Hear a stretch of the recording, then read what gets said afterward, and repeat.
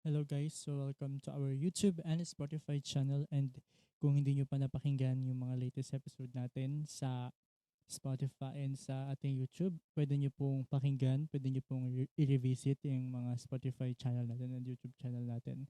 So, frequently po ako nag-upload ng episode natin sa YouTube. Sa Spotify po, hindi pa po ako nakapag-update. So, pardon me if sa Spotify kayo tumatambay.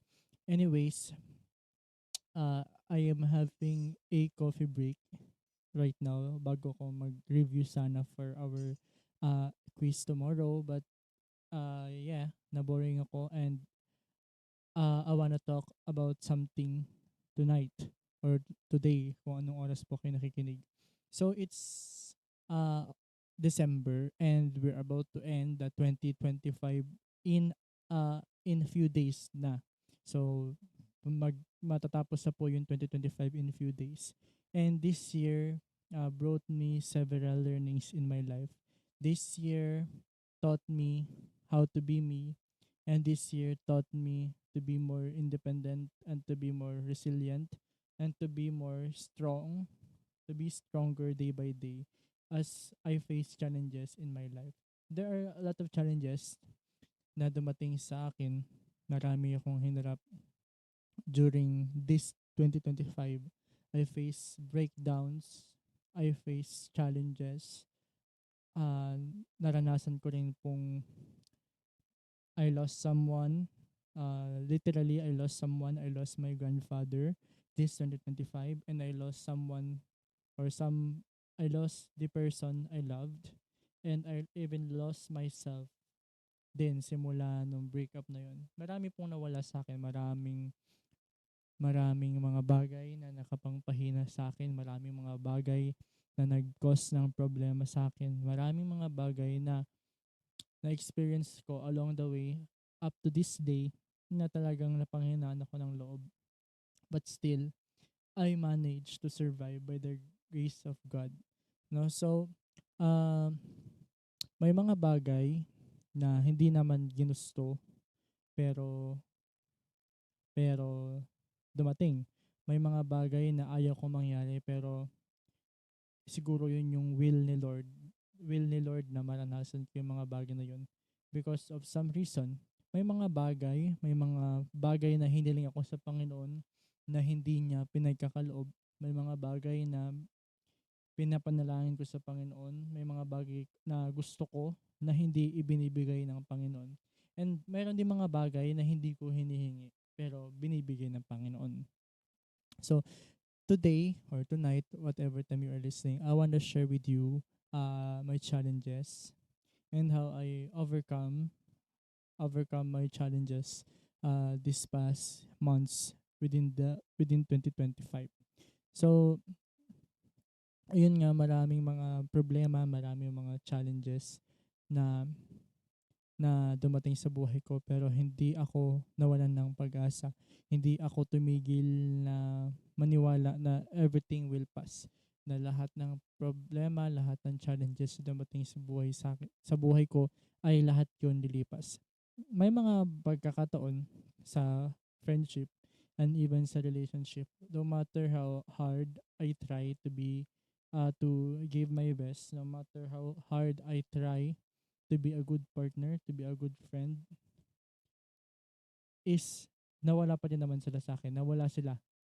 However, how much, even how much I try to become a better me, to become a person na sa tingin ko makakabuti sa kanila, mas lumalaki yung chance na iiwanan nila ako. That is my learning in terms of having friendship and relationship in this year na kasi some of us people pleaser, no? People pleaser tayo na mas pinipili natin na masatisfy yung expectation ng iba sa atin. Mas pinipili natin na magustuhan tayo ng iba instead of showing the real us, instead of being true to ourselves. May mga bagay na at pagkakataon na pinipili natin na maging ibang tao, pinipili natin na magpanggap sa personality na hindi naman talaga tayo. We tend to show ourselves strong.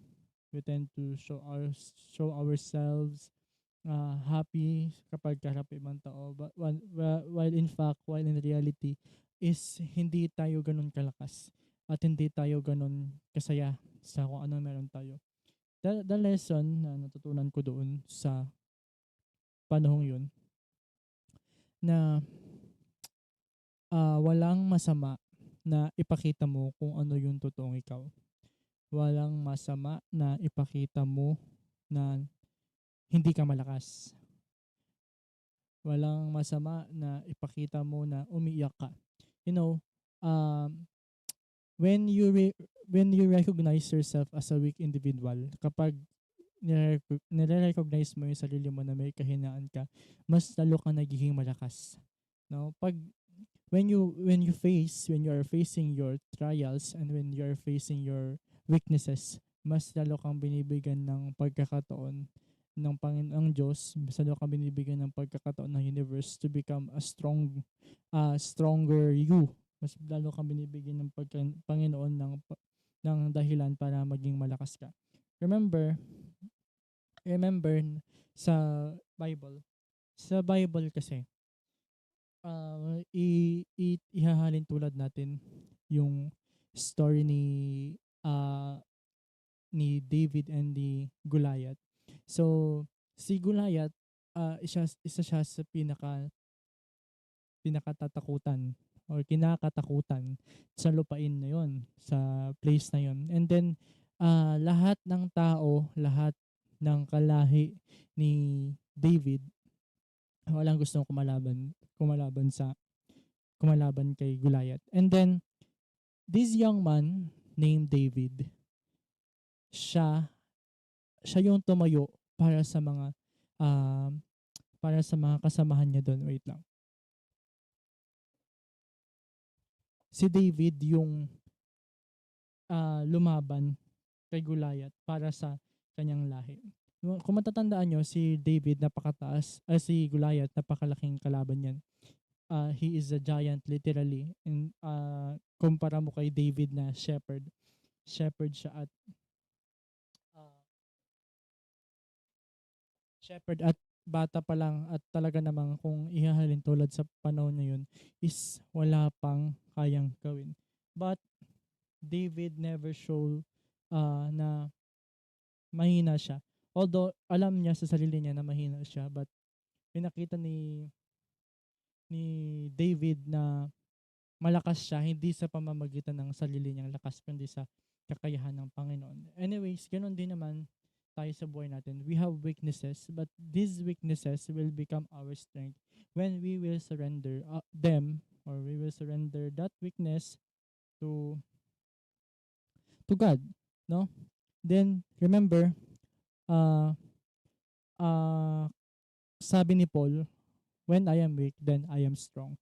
Sa mga pagkakataon na pinapahintulutan ng Diyos na makaramdam tayo ng kahinaan, hindi totoo yun yung, I do not believe in that quote na hindi ka bibigyan ng Panginoon ng problema na hindi mo kayang lagpasan. Mali yun. Kasi kung binigyan ka ng Panginoon ng problema ang kaya mong lampasan sa sarili mo, then wala ka nang dahilan para lumapit sa Panginoon. So, for me, bibigyan ka talaga ng Panginoon ng problema ang hindi mo kayang lampasan with your own ability. Bibigyan ka ng Panginoon ng problema na hindi mo talaga kayang lampasan. That's why He will require you to bring your sorrow sa Panginoon. 'Di ba sabi ng Bible, casting all your cares upon Him, for He careth for you. Sabi ng Panginoon, sabi ng Bible na lahat ng suliranin, lahat ng pagsubok, lahat yan gumagaan kapag ipinagkakatiwala sa Panginoon. Then, this year I lost someone. I lost a friend. I lost a person na minahal ko, and it taught me a lesson in my life, na natuto ako dun sa mga panahong feeling ko mag-isa ako, natuto ko na wag mag-rely sa ibang tao. Kasi yung pag iba sa ibang tao ka nag-rely, kapag sa ibang sabi nga sa ano, fleshly men o yung mga tao, they will fail you but God will not and will never fail you, sabi ng Bible. Remember, kapag naiisip natin na yung mga tao ay iniwan tayo, when we are betrayed by someone we trust, someone we love, may isip natin bakit hinayaan ng Diyos na gawin yun sa atin ng mga taong yun. But when we think of it, sabi ng sabi ng Bible, let's talk about the life of Joseph.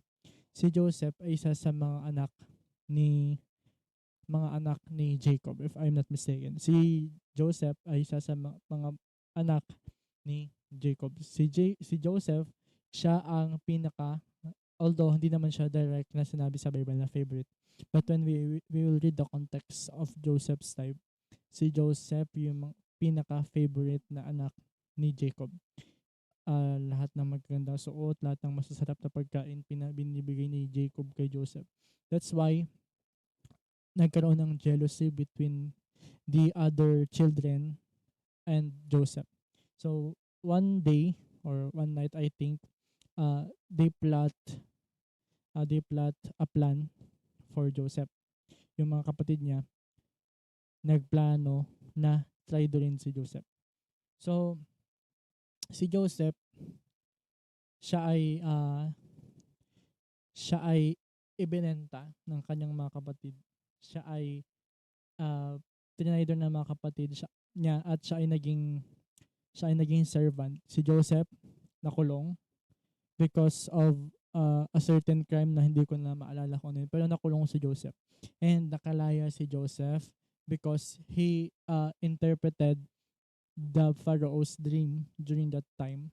So when the Pharaoh when the when Joseph interpreted the Pharaoh's dream, he was immediately granted liberty from the prison. Pinalaya siya, and he became the ruler of the uh, land nung panahon yun.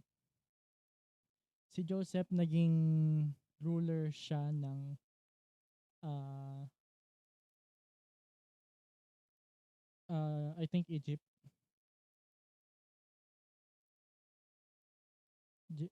Egypt yata yun.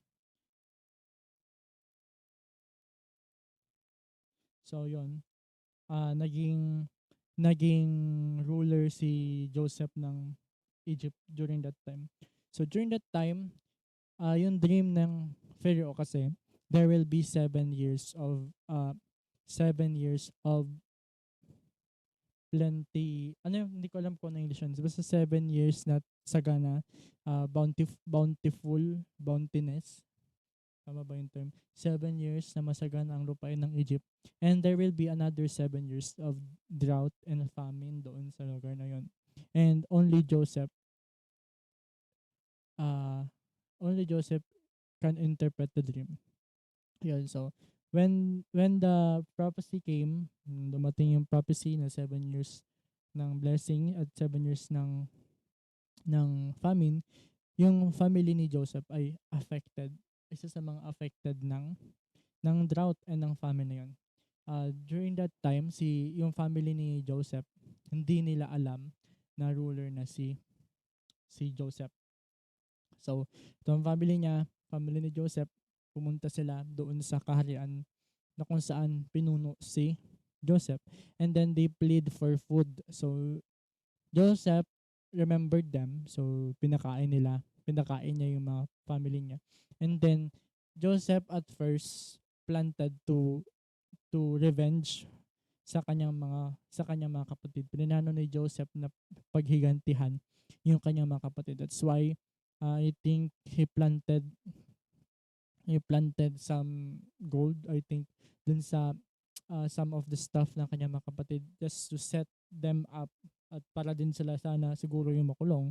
Pero in reality, pinatakas yata niya pinatakas niya yung mga kapatid niya. And then one day, buong family na ni Joseph, yung kasama nila, uh, pumunta doon sa kaharian na yun. And then, Joseph siguro is Joseph, si Joseph is meron siyang malambot na puso.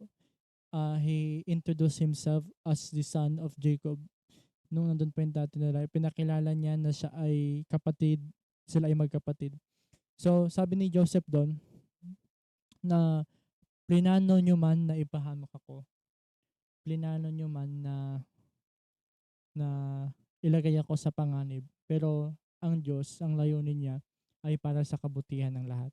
So, God meant it all for good, sabi ni Joseph. Na kahit na ano namang ginawa ng tao sa kanya, kahit na anong ginawa ng mga kapatid niya sa kanya, he still even praised God and stated that it is all for good.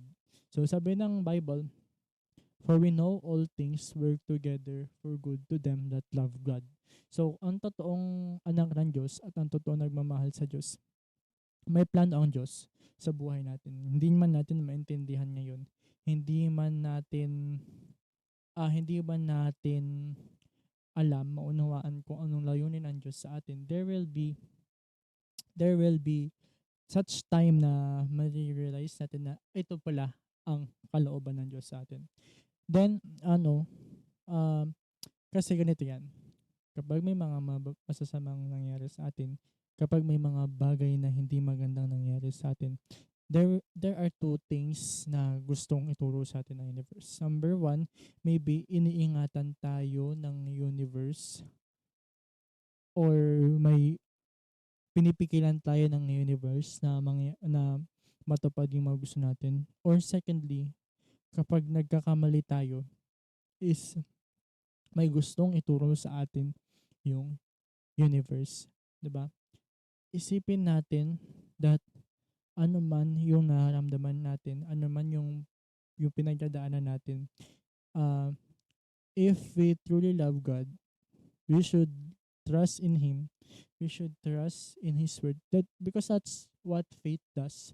Na hindi mo makita, hindi mo narahawakan, hindi mo naririnig, but still you put your faith in God. Faith is believing the impossible. Faith is seeing the intangible. Faith is believing sa mga bagay na hindi natin nape-perceive, 'di ba? So, let us learn to trust God. Let us learn to put our faith in Him whenever we feel down. Diba? Whenever we feel anxious about things. Sabi ng Bible, be not weary of doing, for in due season we shall reap if we faint not. So that would be our episode tonight, and I hope you learned something from this episode. Good night and God bless.